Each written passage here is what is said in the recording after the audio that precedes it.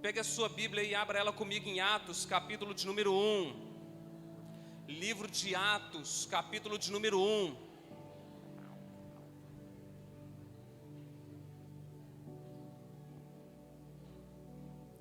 Versículo de número 21. Atos. É o quinto livro do Novo Testamento, capítulo de número 1. Atos 1. Versículo de número 21 em diante, nós vamos ler.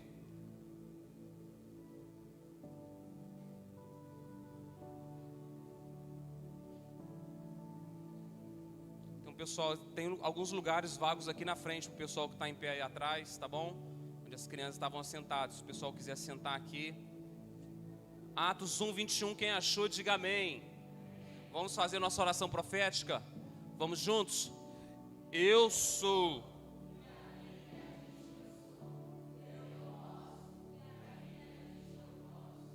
Hoje eu serei. Eu declaro pela fé.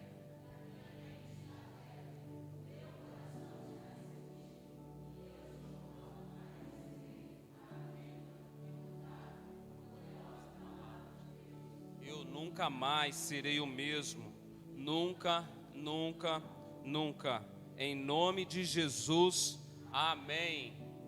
Atos 1, a partir do versículo 21, diz assim: é necessário, pois, que dos homens que nos acompanharam todo o tempo que o Senhor Jesus andou entre nós, começando no batismo de João, até o dia em que dentre nós foi levado às alturas, um destes se torne testemunha conosco da sua ressurreição. Então propuseram dois, José chamado Barsabás, cognominado Justo, e Matias. E orando disseram: Tu, Senhor, que conheces o coração de todos, revela-nos qual destes dois tens escolhido para preencher a vaga neste ministério e apostolado, da qual Judas se transviou indo para o seu próprio lugar. E os lançaram em sortes, vindo a sorte recair sobre Matias, sendo-lhe então votado lugar com os 11 apóstolos. Senhor, nós te agradecemos pela sua presença entre nós. Essa noite nós te pedimos, fale ao nosso coração, porque as suas palavras são as mesmas de Gênesis, que trazem à existência aquilo que não existe.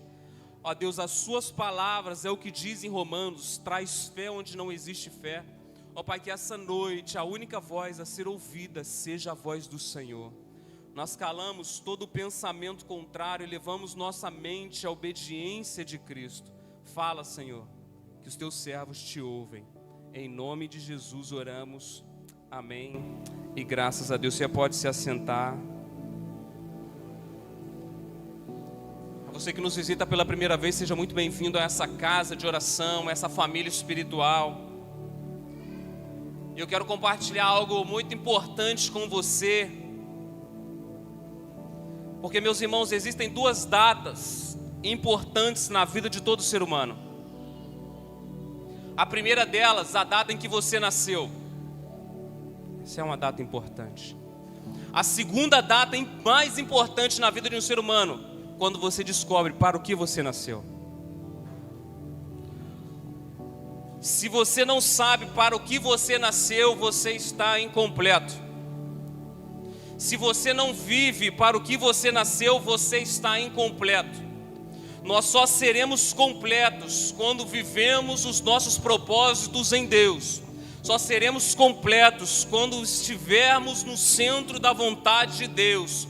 Só seremos plenos, completos, quando estivermos vivendo aquilo exatamente para o que nós nascemos.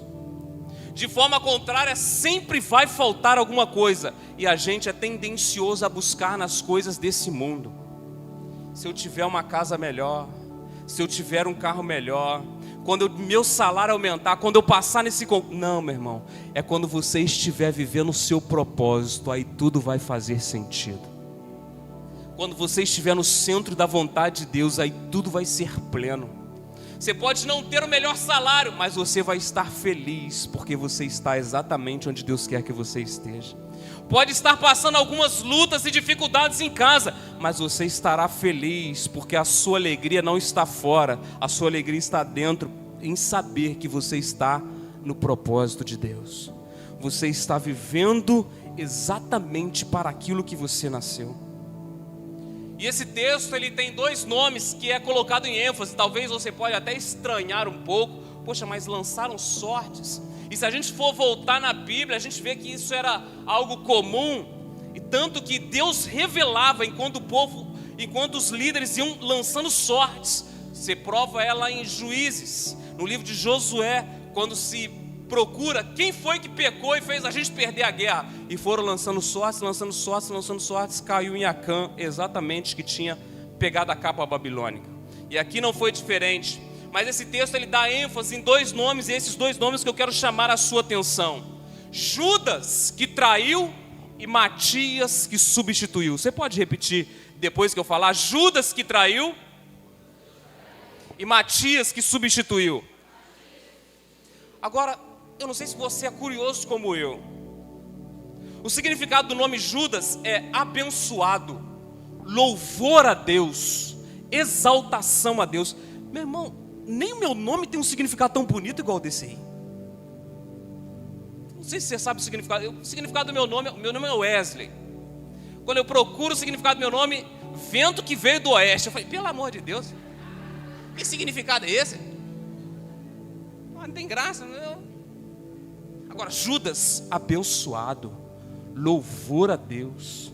Agora, se você tivesse um filho, você preferia colocar o nome nele de Wesley ou de Judas? Ora, tem tanto tempo que eu não vejo o nome de uma criança chamada Wesley que eu... Mas por que com um nome tão lindo, com um significado tão lindo, por que um nome que nessa época era muito comum, depois disso, ninguém quer saber desse nome mais? Não se fazem, pelo menos aqui em Angra eu nunca vi, mas lá em Minas, de onde eu sou, eu nem sabia o motivo. Chegava o sábado de aleluia, pendurava um boneco lá, vamos malhar o Judas. Aí a gente ia lá bater no boneco, eu nem sabia por que ele estava apanhando, mas eu ia. Pendurava lá o Judas, a gente ia, jogava pedra nele e batia com o pau nele. Estamos malhando o Judas, eu nem sabia quem que era Judas e estava lá batendo no boneco.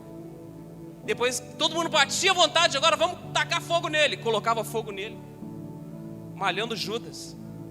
E nem tinha consciência, porque eu não sabia nada de Bíblia, de quem era Judas. Mas era esse Judas aqui, aquele que traiu Jesus. Só que quando ele nasceu, e na Bíblia a gente vai ver muito isso, se dá um nome pensando em duas coisas: profetizando o futuro ou sobre uma situação que está acontecendo naquele momento. Por exemplo, quando Sara dá o nome a Isaac, ela sorri, então ela dá o nome, você vai se chamar Isaac. E o significado do nome Isaac é aquele que ri. Porque Isaac trouxe um riso que Sara não tinha, mas também se profetizava sobre um futuro. Aquilo que queria que a criança fosse, se colocava o nome nele como uma declaração profética para o seu futuro. Então quando Judas nasce, seus pais falaram: esse vai ser abençoado, essa criança vai louvar a Deus, essa criança, ela vai ser alguém abençoada, essa criança vai ser alguém que vai louvar a Deus, que vai engrandecer o nome de Deus. Mas foi totalmente o oposto. Judas fez totalmente o contrário. Meus irmãos, não adianta os nossos pais esperarem algo de nós. Não adianta todos esperarem algo de nós, os pastores, os seus líderes, a sua esposa, o seu esposo. Não adianta, porque se as nossas atitudes não forem corretas, a gente vai agir como Judas. Todo mundo esperando que a gente seja abençoado e a gente vai ser o oposto. Todo mundo esperando que a nossa vida louve a Deus, mas a gente vai ser o oposto. Se nós não tivermos as atitudes certas, nós acabamos agindo como Judas. Porque as atitudes vão falar muito mais do que o nosso nome. Olha alguém abençoado, mas as atitudes não mostravam que Judas era abençoado. Olha alguém ali, Judas louva a Deus. Não, mas as atitudes não mostravam que ele louvavam a Deus. Olha ali, vai um crente. Como é que está a nossa atitude como crente? Olha ali o marido daquela, olha ali a esposa daquele. Como é que está? Será que a gente age como alguém casado, como alguém que tem uma esposa, alguém que tem um marido? Olha lá o pai, olha lá a mãe, olha lá o filho dele. Será que a gente está agindo como tal?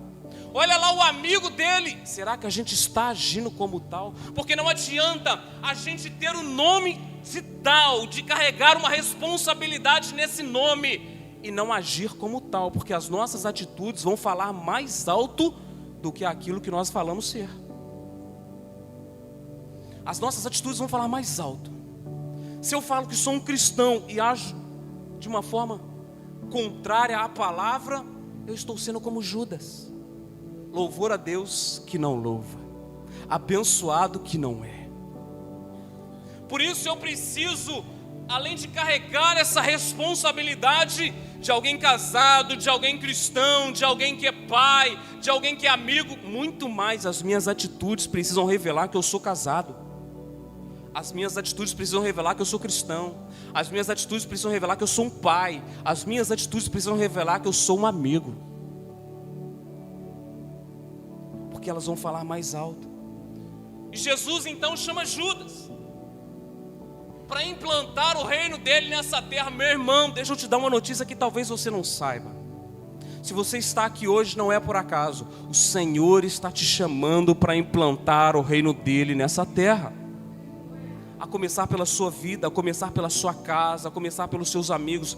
Deus está nos chamando para implantar o reino dele nessa terra. Chamou Judas, só que Judas tinha interesses pessoais maiores do que os interesses do reino. Os interesses de Judas eram maiores do que os interesses de Jesus para Judas.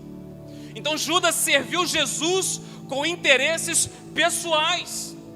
Judas foi seguir a Jesus com interesses pessoais maiores do que os interesses de Jesus.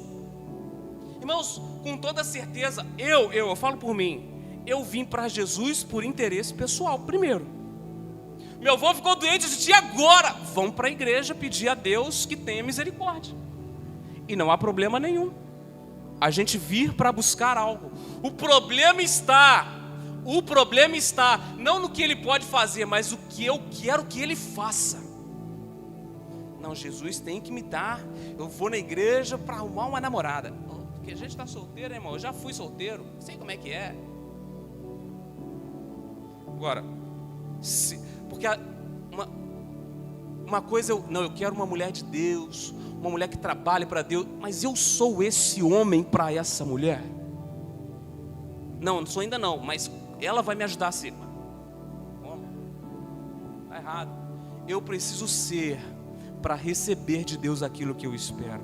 E o interesse de Judas era sair do jugo de Roma. Judas esperasse que Jesus fosse um guerreiro como Davi, afinal, ele é o Cristo, o filho de Davi. Ele é o Messias, o filho de Davi. Então vai se levantar um guerreiro que vai lutar por nós e vai nos tirar do jugo de Roma. Então a expectativa de Judas era que Jesus arrancasse a espada e falou, acabou o jugo de Roma, porque agora vai começar um novo reinado aqui. Davi 2.0 entrou em ação. Era a expectativa de Judas. A expectativa de Judas era começar uma revolução, uma guerra e libertar Israel do jugo de Roma, de impostos abusivos, de opressão, de perseguição à fé. Então Judas falou, poxa, se Jesus fala que é o rei prometido, aquele que vai nos libertar, é ele, agora a gente vai começar uma revolução, agora a gente vai ser livre. E o interesse de Judas era esse, era algo nessa terra, era algo passageiro, era algo que somente os olhos podiam ver. Quantas vezes a gente não acaba agindo assim? Com interesses em coisas só dessa terra. Com interesses em coisas passageiras. Com interesses em coisas que amanhã já nem vão servir mais. Porque, meus irmãos, enquanto nós estivermos com os interesses das coisas dessa terra, hoje eu vou querer um carro, mas amanhã, na hora que sair o outro, eu vou querer o outro. Hoje eu vou querer o iPhone 15, mas quando lançar o 16 e mostrar a propaganda dele, já tem? Estou desatualizado já. Quando lançar o 17 Pro Max, aí eu vou falar, eu preciso desse. Eu não sei você, mas eu tenho um celular que eu não sei nem de que ano que é, mas eu não consigo usar todas as funções que ele me oferece. Eu não consigo. Mas porque a gente precisa ser preenchido pelas coisas dessa terra. Escute, eu não estou falando que é errado, não. Você pode ter, inclusive quando tiver, tira umas fotos minhas, porque a foto é diferente, né? Mas o nosso interesse não pode ser esse. O nosso interesse não pode estar aqui. E por causa desses interesses pessoais de Judas, foi que ele entregou, que ele traiu Jesus, porque ele queria forçar uma ação de Jesus. Está na hora. Quando Jesus falou assim, é chegada a minha hora, Judas falou, agora o negócio vai ficar estreito. Então eu vou lá, entrego ele, na hora que ele chegar, que eu beijar Jesus, a guerra começa e a gente vai começar a ser livre. Era a expectativa de Judas. Então ele vai para entregar, para trair, para na hora que Jesus fosse capturado, a guerra estourasse e Jesus começasse a libertação de Israel. A expectativa de Judas. Só que o tempo todo Judas não queria escutar. Jesus o tempo todo falando, o meu reino não é desse mundo. O meu reino não é desse mundo. Eu vou para o meu Pai, eu vou preparar um lugar. Eu sou o caminho, a verdade e a vida. Ninguém vai ao Pai, senão por mim. Eu não vim buscar as coisas dessa terra, é o meu reino. Só que Judas estava tão focado nos interesses pessoais que ele nem ouvia o que Jesus estava falando. Eu não sei se lá na sua casa acontece, quando alguém está vendo algo que lhe interessa muito, no meu caso, futebol, quando eu estou vendo meu time jogar, se ele estiver no ataque, você pode falar o que for, que eu não vou ouvir. Não vou. Porque já é difícil meu time chegar lá no ataque, é difícil. Então, Fluminense, é uma tortura chegar lá perto do gol. Aí quando chegar alguém vai... Não, eu não vou ouvir. Inclusive eu estou tentando arrecadar torcedores para o meu time, que a gente está meio... Meus irmãos, e a gente não ouve por quê? O meu interesse agora é ali, ó. Preciso ouvir ali. Quando você está ali focado em algo seu, quando você está focado, alguém fala, e a gente não escuta. E Judas, ele tinha um interesse tão grande. Jesus falava, o meu reino não é desse mundo. E Judas nem escutava. Ele só falando assim, vamos revolucionar, vamos botar para quebrar, e acabou o período de Roma, acabou o jugo de Roma. Ele não ouvia, porque o interesse dele era maior. E meus irmãos, a traição não é só sobre entregar Jesus. Traição é servir Jesus com interesses maiores do que o reino. Isso também é trair. Quando eu sirvo a Jesus com interesses maiores do que o reino, eu estou traindo Jesus também. E a traição ela vai chegar, porque se os meus interesses estiverem maiores, e isso agora eu abro aqui para qualquer relacionamento. Se os meus interesses forem maiores, na hora que for colocado à prova a aliança ou a traição, se os meus interesses forem maiores, eu traio. Seja no casamento, seja num relacionamento entre amigos, seja num relacionamento de igreja, se os meus interesses forem maiores do que os interesses do conjunto, eu traio, eu quebro a aliança. Porque os nossos interesses pessoais, irmãos, se a gente não controlá-los, se a gente não colocá-los diante do altar, e se a gente não permitir que o interesse do reino de Deus prevaleça sobre o nosso, a gente acaba passando por cima das pessoas, sem se importar com consequências. O importante é que o meu interesse prevaleça. E os interesses de Judas estavam acima dos interesses do reino de Deus. O resultado disso foi a morte. Morreu o interesse de Judas, morreu o propósito, morreu a vida espiritual e morreu fisicamente. E quanto ao interesse do reino, já passaram 2000 anos e ele prevalece até hoje, né? Nós estamos aqui hoje, 2000 anos depois, porque os interesses do reino sempre vão prevalecer sobre os nossos. Às vezes não parece justo, né? Poxa, mas e aí? Meu irmão, quando nós entendermos que buscarmos o reino é muito melhor do que os nossos interesses. A gente larga os nossos interesses e se preocupa só com o reino. E aí Deus cuida dos nossos interesses. Quando você se preocupa com o reino, Deus cuida de tudo que é seu. Grava isso que eu vou te dizer. Foi algo que eu ouvi há mais de 10 anos atrás e eu me apeguei. Cuide das coisas de Deus e Deus cuidará das suas coisas. Eu tomei posse disso e isso se tornou uma verdade literal na minha vida. Literal. Mas, meus irmãos, quando a gente olha para o relacionamento de Jesus com Judas, Jesus deu várias oportunidades de Judas mudar. Sentado à mesa, como hoje nós vamos aqui na Santa Ceia, Jesus falou: alguém vai me trair. Isso já era uma mensagem: Judas, já estou sabendo do teu plano. Alguém vai me trair, alguém aqui dentro, hein? E Judas, ó, eu não vou trair, eu só vou forçar a revolução. Jesus já estava mandando mensagens: Judas, já estou sabendo do seu plano. Volta, pegue um caminho de volta. Quando Judas foi beijar Jesus, o beijo da traição, Jesus falou: meu amigo, o que você está fazendo? Isso é uma mensagem que Judas alcançaria misericórdia se ele a buscasse, como Pedro alcançou ao trair Jesus, ao negar Jesus. Irmãos, e hoje eu não sei qual o seu interesse, mas eu já tive interesses errados. Mas hoje o Senhor nos dá uma oportunidade de mudar as prioridades da nossa vida, de mudar os olhares, o lugar que a gente tem olhado. Hoje é uma oportunidade que Jesus está nos dando, a gente mudar, de tirar o nosso interesse do primeiro lugar e colocar em segundo, e colocar os interesses do reino de Deus em primeiro, e colocar a vontade de Deus em primeiro. Irmãos, é uma oportunidade que nós temos hoje. Senhor, eu estava buscando muito o meu interesse, só pensando em mim. Tem gente sofrendo do meu lado, mas eu penso em mim. Tem gente aqui, ó, sofrendo, indo para o inferno do meu, mas eu penso em mim. Tem gente perdido, mas eu penso em mim, no meu sofrimento, na minha dor. Jesus deu uma chance para Judas mudar e nos dá uma chance para nós mudarmos também. E quando nós olhamos para a Bíblia, depois de Pedro, o nome de Judas é o mais citado nos evangelhos de todos os discípulos, 20 vezes. Só perde para Pedro, porque Pedro era um entrão.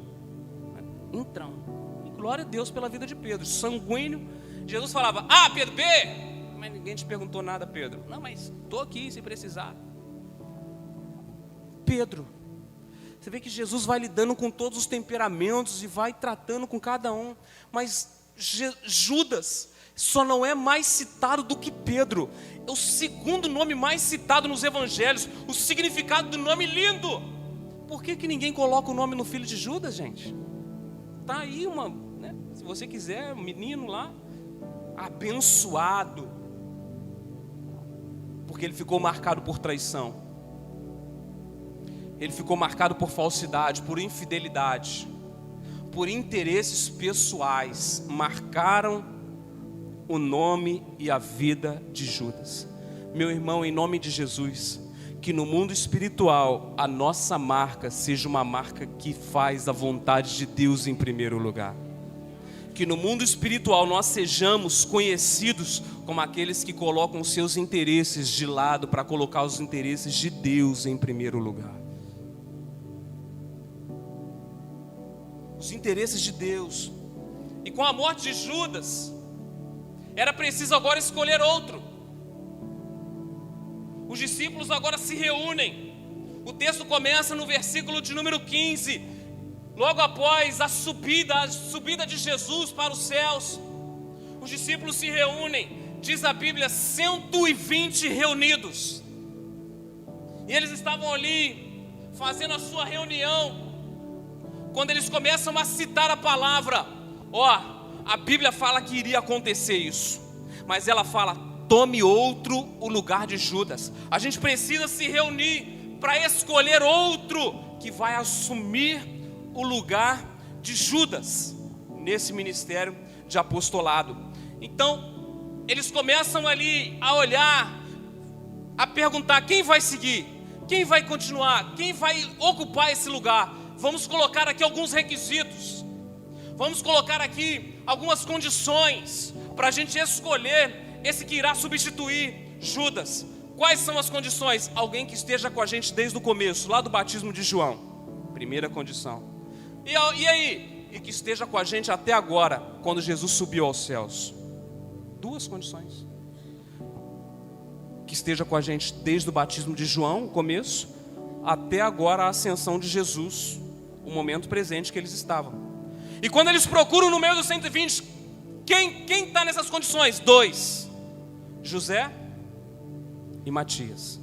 Então eles lançam sortes. A sorte cai sobre Matias. E o significado do nome Matias é presente de Deus. Agora, quiser colocar lá no seu filho, né? Agora já é diferente. Presente de Deus. Só que você pode pegar lá a sua Bíblia e folhear ela. Você vai ler todos os evangelhos e você não vai ver uma citação do nome Matias nos evangelhos. Ninguém nunca falou o nome Matias nos evangelhos. Ele só foi citado aqui. Mas quando eles procuram, o que essa pessoa precisa ter? Alguém que esteja sempre junto, desde João até hoje. Quem? Matias. Mas como é que alguém está sempre junto e nunca falam o nome dele?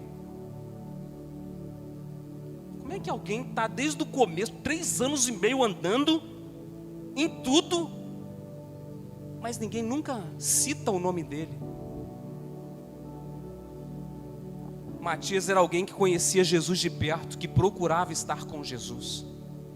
Matias é alguém que nunca foi citado, mas sempre estava junto. Ele entendeu: não precisa falar meu nome não, eu estou aqui por causa de Jesus. Mas não falaram o seu nome lá no dia que não agradeceram. Não tem problema não, estou aqui por causa de Jesus. Alguém que não era convocado, mas se apresentava: ó, se precisar de mim, estou aí. Alguém que não pediam para fazer, mas estava lá fazendo. Alguém que não contava, mas sempre estava disposto: ó, estou disponível, se precisar de mim, estou por aqui. Alguém que estava nos momentos bons e nos momentos ruins. Matias. Quando os fariseus perseguiram Jesus, querendo apedrejar, jogar Jesus lá de cima da montanha, Matias estava lá. Quando faltou um lugar para eles dormiram ao relento, Matias estava lá. Quando Jesus foi preso, torturado, crucificado, ele estava lá junto com os discípulos, talvez escondido, mas ele estava lá. Mas quando Jesus curou o cego, Matias estava lá. Quando ele curou o paralítico, Matias estava lá. Quando Jesus tocou no leproso, Matias estava lá. Ah, meu irmão, quando Jesus multiplicou os pães e peixes, Matias estava lá. Quando ele enviou os 70, Matias era um deles. Na ressurreição, quando Jesus reaparece aos seus discípulos, Matias estava lá. E quando Jesus sobe aos céus, Matias é um dos que está olhando e ouvindo a palavra dos anjos. Porque vocês estão olhando? Esse Jesus que subiu vai voltar para buscar vocês. Matias estava lá, mas nunca falaram o nome dele. Nunca foi citado. Meu irmão, hoje, com o advento das redes sociais, nós vivemos num tempo onde, se não citarmos o nosso nome, a gente fica chateado. Onde se não falar que foi eu que fiz, a gente fica chateado. Se não me der os créditos, a gente fica chateado. Olha que eu falo por experiência própria, porque eu fui um desses. Porque quando a gente está no mundo, a gente estava lá e eu gostava de estar em certos lugares e as pessoas falavam: oh, que bom que você está aqui, que bom que você ajudou a gente, que bom que você fez isso, que bom que você fez aquilo. Aí eu fui para a igreja, aí eu fazia as coisas e esperava ouvir as mesmas coisas. Será que alguém vai me agradecer? E aí a pessoa passava: ah, arrumaram um negócio aqui, foi eu. Ah, tá. Não vai falar nada não, hein? vai nem postar no grupo da igreja que foi eu que fiz o negócio? Que absurdo. Eu estou falando de mim. Mas aí a gente se converte. Entende que a gente pode estar junto e nunca ser citado. Mas chega uma hora, meu irmão, só o fato da gente estar ali, o nosso propósito começa a ser revelado. Quando a gente está no lugar certo, com as pessoas certas. Quem será o novo apóstolo que vai assumir o lugar de Judas? Matias, a sorte caiu sobre ele. Está no lugar certo, com as pessoas certas. Meu irmão, eu não sei se você, repito, se você já sabe o propósito da sua vida. Porque se não souber, você ainda não começou a viver plenamente. Pastor, eu não sei, quero descobrir. Mas esperar sentado nunca vai acontecer. Esperar, quando eu descobrir o meu propósito, eu vou começar a servir Jesus. Isso nunca vai acontecer. Isso nunca vai acontecer. Enquanto Matias estava em tudo, desde o começo, precisou de alguém para ir comprar comida, Matias ia lá. Precisou dos 70 aí, vamos expulsar demônio, Matias estava lá. Vamos orar pelos enfermos, Matias estava lá. Vamos agora na cidade buscar comida, Matias estava lá. Matias estava lá. Matias estava lá. Quem vai ser o novo apóstolo? Matias, está aqui com a gente em tudo. Seu propósito, Matias, toma, encontrou você. Meus irmãos, ande com quem é chamado e você vai encontrar o seu chamado. Aprenda isso na sua vida. Se você andar com pessoas que não servem a Deus, que não sabem o que estão fazendo nessa terra, você vai ser mais um deles.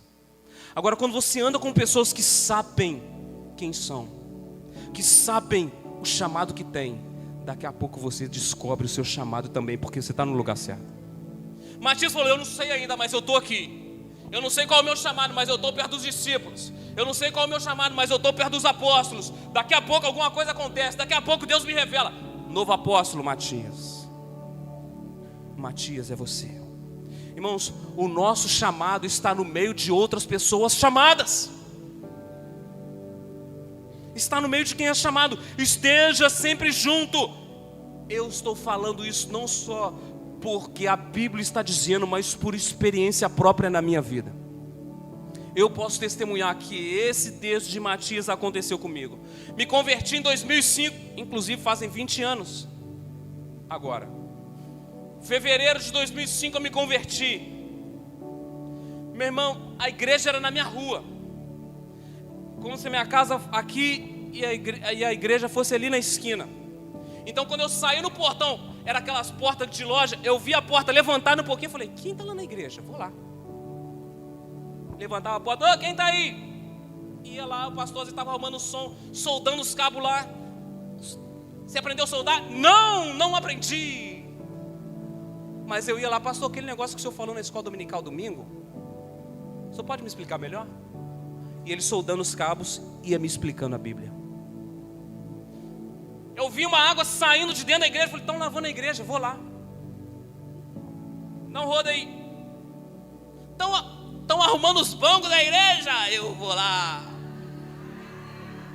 Você não sabe porque o pessoal coloca o banco aqui, eu falei, gente, pelo amor de Deus, esse banco aqui está torto aqui, ó. Não passa, os outros não vão passar aqui. Eu fico brigando com o pessoal aqui que as cadeiras ficam tortas. Não, tem que colocar certinho. Para Jesus o melhor. Para o meu primeiro ministério, né? Arrumar a cadeira da igreja. Estava eu lá. O que precisasse, eu estava lá. O que alguém precisasse, eu estava lá. Escola dominical, oração, eu estava lá, eu estava em tudo. Aí um dia falou assim, gente, estamos precisando de um Jesus aqui para fazer o teatro. Eu falei, tem que falar alguma coisa? Não, eu falei, pô, tô aí, pô. Esses demônios estão lá brigando, entra eu, Jesus. Não precisa falar nada, né, irmão? Só a presença de Jesus, demônios saem correndo. Já fiz minha participação no teatro, já saía. De repente, gente, o ministério de teatro está sem líder. Wesley, assume o ministério de teatro aí. Mas, gente, como é que é isso? Eu poderia muito bem pensar na minha cabeça. Só me chamaram porque não tem ninguém.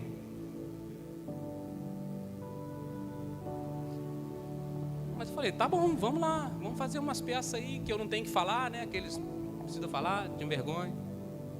O tempo passa, e eu estava lá, fazendo tudo, em tudo. Agora o líder de jovens vai embora para o Rio de Janeiro, e não tem ninguém para assumir a juventude. Wesley, você vai assumir a juventude, não tem ninguém, não tem ninguém. Eu podia falar, só me chamou porque não tem ninguém. Matias aqui, ó. Já que Judas morreu, vamos escolher outro. Matias podia falar, por que não me escolheram antes dele morrer? Jesus estava aqui, todo mundo aqui, ninguém me escolheu. Agora que está faltando um buraco e estão me chamando para tampar buraco? Não, meu irmão. Às vezes o que para os outros é tapar buraco, para Deus é te colocar na posição certa. Agora eu assumo a juventude da igreja. Lá em Juiz de Fora, há 15 anos atrás. Agora eu era o líder de jovens. Não sabia pregar ainda, mas eu sabia visitar os outros, eu ia visitar. Não tinha WhatsApp, essas coisas. Eu ia na casa, e aí, como é que você está, cara? E aí, como é que você está? E ia visitando. Quando eu sinto que Deus começa a me chamar para o ministério. Agora eu preciso crescer mais. Abre uma porta do seminário no Rio de Janeiro e eu me mudo para o Rio de Janeiro. Faço o seminário 3 anos. Conheço a minha amada esposa. E aí perguntaram para mim, quando eu chego na igreja de Mesquita, você sabe tocar violão? Eu falei, não. Sabe cantar? Eu falei, só uma morena que passa na porta ali que eu canto. Tirando isso, mais nada. Irmão, eu não sei, eu tenho minhas dúvidas. A igreja de Mesquita, para você que não conhece, tem 6 portas. 6. 2 na frente e 4 nas laterais. Eu ficava em uma, ela passava em todos os cultos na que eu estava. Eu falei, aí tem. Vou orar e vou observar. Fui no culto 5:30 da manhã, quem estava lá? Falei, ela. Falei, opa, está na oração. E agora a gente se conhece, a gente marca o casamento. Eu nem tinha casado. A igreja de Angra fica sem pastor. A igreja de Angra ficou sem pastor. O superintendente, o pastor da sede me chama, fala assim, vou te mandar para Angra. Lá está sem pastor. Qual era o pensamento que podia vir? Vai me mandar porque não tem ninguém. Irmão, esse pensamento é humano e às vezes diabólico. Só estão me chamando porque não tem ninguém. Outras pessoas falaram, você sabe que chamaram o outro na frente, ele não quis ir, você é a segunda opção. Eu falei, que benção você falar esse negócio para mim, hein? Agora eu estou animadão. Mas eu não deixei isso entrar no meu coração. Porque se Deus quiser que eu esteja lá, eu estarei. Então eu sou enviado para Angra em 2015. Novembro de 2015, novembro desse ano, fazem 10 anos que a gente está aqui. E a gente tem vivido tudo isso. Eu não tenho dúvida nenhuma que o que para os outros era tapar buraco, para Deus era eu estar nesse lugar aqui, exatamente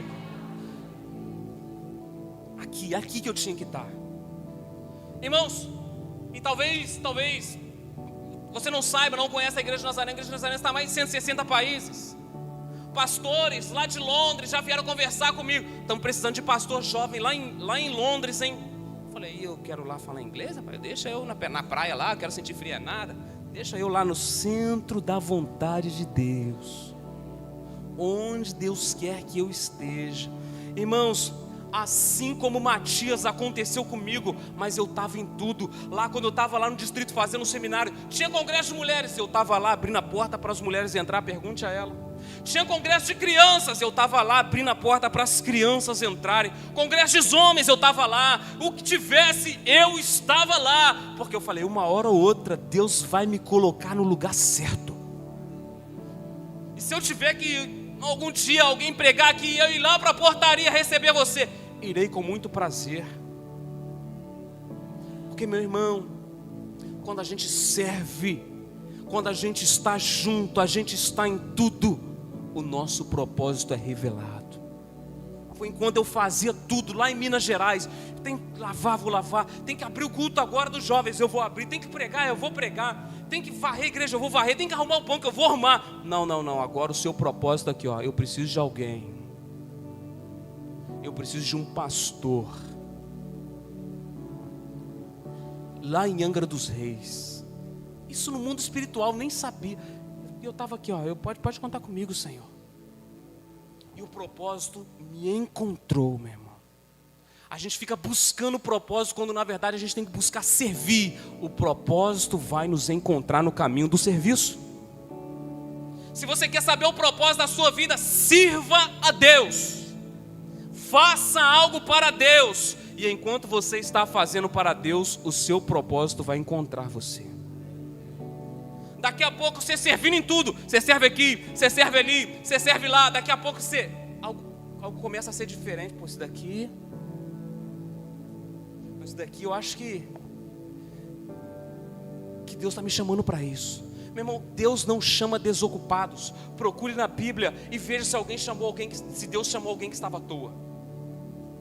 Alguém que estava sentado sem fazer nada para ele. Sempre alguém ocupado. Os discípulos pescando, Jesus falou: larga a rede e vem. Gideão malhando trigo, Jesus apareceu para ele e falou: vem Gideão, vem libertar o povo. Sempre alguém que estava em serviço. Sempre alguém que estava fazendo alguma coisa. Irmãos, Deus chama pessoas ocupadas, dá-lhes a eles um serviço. E enquanto eles estão servindo, o propósito de vida dessas pessoas é revelado. Você não pode viver nessa terra sem saber o propósito da sua vida. Deixa eu te dizer algo muito importante. Você nasceu por causa do seu propósito, não é o contrário. Quando esse copo foi criado, foi porque alguém precisou beber água e não tinha nada para beber. Estou cansado de beber água com a mão, preciso criar algo para beber água. Criou o copo. Deus viu uma necessidade na terra e me criou. Deus viu uma necessidade na terra e criou você para suprir essa necessidade. Esse é o seu propósito. Agora, meu irmão, adianta ter esse copo aqui. E quantas pessoas ainda estão bebendo água com a mão, porque ainda não descobriram que alguém criou um copo para beber água? Quantas pessoas estão sofrendo porque eu ainda não assumi o meu lugar de propósito? Porque eu ainda não assumi a minha posição no reino de Deus. Como que eu vou saber? Como que eu vou saber, pastor, o meu propósito, o meu chamado de vida? Coloque os interesses do reino de Deus acima dos seus. Coloque os interesses do reino de Deus. Quando o seu coração queimar por algo, começar a queimar por algo, pensa: como é que eu vou ajudar a igreja? Como é que eu vou ajudar o pastor? Como é que eu vou ajudar o líder a fazer a obra de Deus? Como é que eu vou ajudar o Senhor? Como é que eu posso me capacitar para melhorar? Eu preciso fazer alguma coisa. Esse senso de responsabilidade é Deus te tirando do lugar de conformidade e te colocando no caminho do seu propósito. Eu preciso fazer alguma coisa. Mas escute, sempre vai acontecer algo muito interessante. Não, esse negócio é grande demais para mim. Eu não dou conta desse negócio não. Irmão, se for menor do que você, é sempre maior. É sempre supera as nossas capacidades. Porque quando acontecer a gente vai olhar: meu Deus, Deus me usou para fazer esse negócio aqui. Foi Deus que fez, porque eu não tinha condição nenhuma de fazer. Hoje, eu e você precisamos tomar uma decisão na nossa vida. Há quanto tempo nós já estamos vivendo sem saber para o que nós nascemos? Há quanto tempo você está vivendo por viver, existindo somente? Hoje, eu preciso decidir se eu serei um Judas que busca os seus próprios interesses, ou se eu serei Matias, que está sempre junto, buscando os interesses do reino de Deus. Sempre junto, buscando os interesses do reino de Deus. Judas foi substituído por Matias. Deus substitui os interesseiros por disponíveis. Disponível. O interessante é que hoje, essa mesma pessoa que entrou aqui interesseiro pode sair disponível. Eu fui um desses um dia. Um dia eu entrei na igreja cheio de interesses pessoais, saí completamente cheio dos interesses do reino, porque eu abri mão dos meus interesses. Naquele culto, Deus mudou a minha vida, de Judas para Matias. Chega de ser Judas, buscar os seus interesses pessoais. Está na hora de ser Matias, ser aquele que está sempre junto, ser aquele que busca os interesses de Deus, porque você vai cumprir um propósito nessa terra. De interesseiro eu passei para disponível. E essa noite você pode também sair de alguém interesseiro para disponível para Deus. Disponível para Deus. E em pouco tempo Deus revela o seu propósito. E eu já caminho para o fim. Quando você lê o Antigo Testamento, Êxodo capítulo de número 25, todos os objetos do tabernáculo, a arca da aliança principalmente, Deus fala assim: pega madeira de acácia. Não era a madeira mais valiosa daquela época, algo que iria representar, como a pastora pregou aqui alguns cultos atrás, a própria presença de Deus. Pega a madeira de acácia e faz uma arca, onde vai estar ali o maná, a vara de Arão e as tábuas da lei, e ela vai representar a minha presença. Mas alguém poderia questionar: Senhor, essa madeira aí é mais comum do que o eucalipto na nossa época. Senhor, essa madeira aí não tem valor nenhum.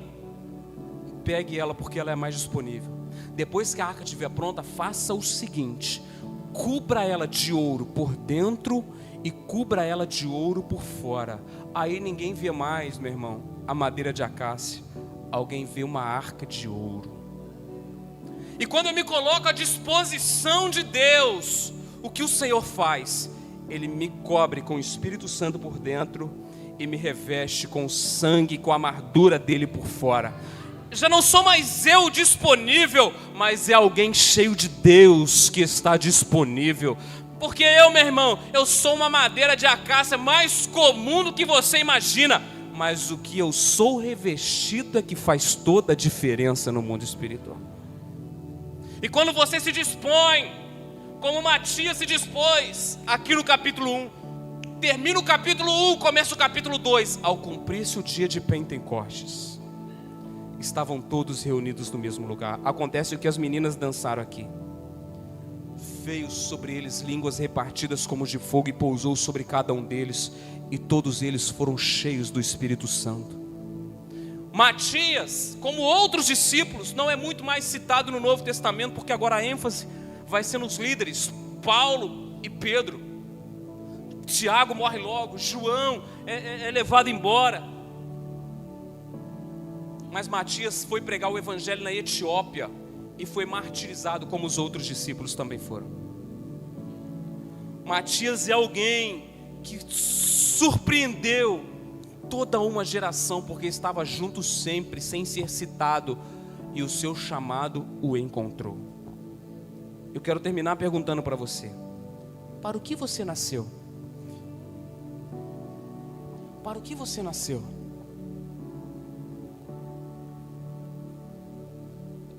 Eu nasci para estar aqui. Irmãos, eu saio do culto, às vezes em cultos que eu prego eu falo: eu nasci para isso. E não só no culto, às vezes eu vou visitar alguém, eu oro para alguém, quando eu saio da casa da pessoa, eu nasci para isso. Às vezes conversando com alguém na rua, evangelizo uma pessoa, ninguém viu, eu nasci para isso. O sentimento de que eu nasci para isso me preenche. Me preenche. Judas desperdiçou uma oportunidade. Matias esperou e aproveitou a sua oportunidade. E você? E você? Você pode perguntar para essa pessoa do seu lado aí: e você? Você pode ficar de pé, nós vamos orar.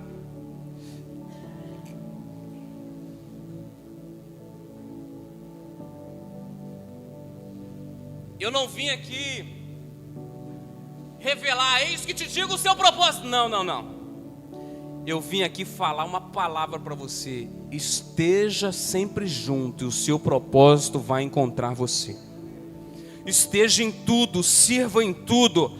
Não espere ser citado. Se ninguém lembrar de você, se apresente e o seu propósito vai encontrar você. Feche seus olhos, eu quero orar por você. Eu quero orar por você que quer ser como Matias. Eu quero estar em tudo, Senhor. Eu quero servir em tudo. Eu quero descobrir o meu propósito. Eu já descobri o meu propósito. Agora eu quero executar o meu propósito. Sai do seu lugar, eu quero orar por você. Você que quer cumprir o seu propósito aqui nessa terra. Sai do seu lugar, quero orar por você.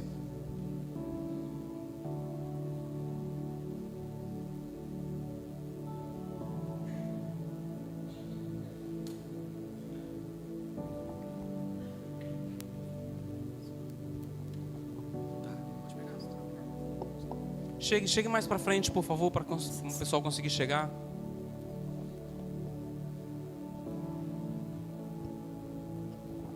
Tem que mutar o fundo, por favor. Começa a se apresentar diante de Deus. Eu não estou aqui para apontar se você, como eu fui um Judas, alguém que tinha os seus interesses muito fortes ainda na vida, os interesses pessoais acima dos interesses de Deus. Eu não quero apontar você aqui, não. Você e Deus. Daqui a um tempo, quando o mundo espiritual olhar, eu preciso chamar mais pastores para a igreja do Nazareno em Angra dos Reis. Quem está desde o começo? Eu preciso levantar novos missionários para essa geração. Eu preciso levantar novos obreiros. Eu preciso levantar novas tias, novos tios para trabalhar no Nazaquitos. Eu preciso levantar novos levitas, novos músicos. Eu preciso de mais pessoas para servir. Eu preciso de pessoas para abraçar o perdido, para alcançar o perdido. Quem está aqui desde o começo? Quem está em tudo? Quando o mundo espiritual olhar e procurar alguém para levantar nessa terra, que ele encontre você.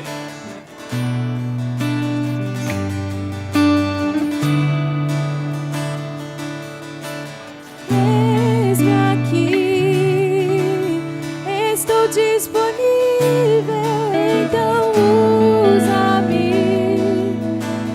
Me fiz exclusivo só pra te servir.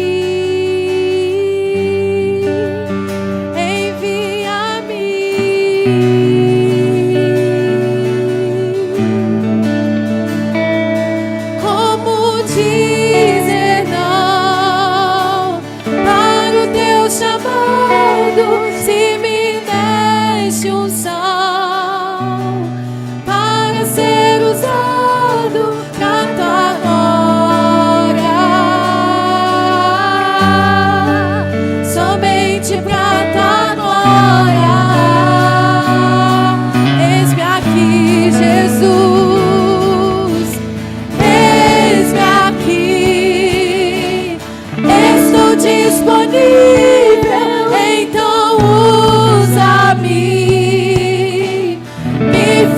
Exclusivo só pra te servir.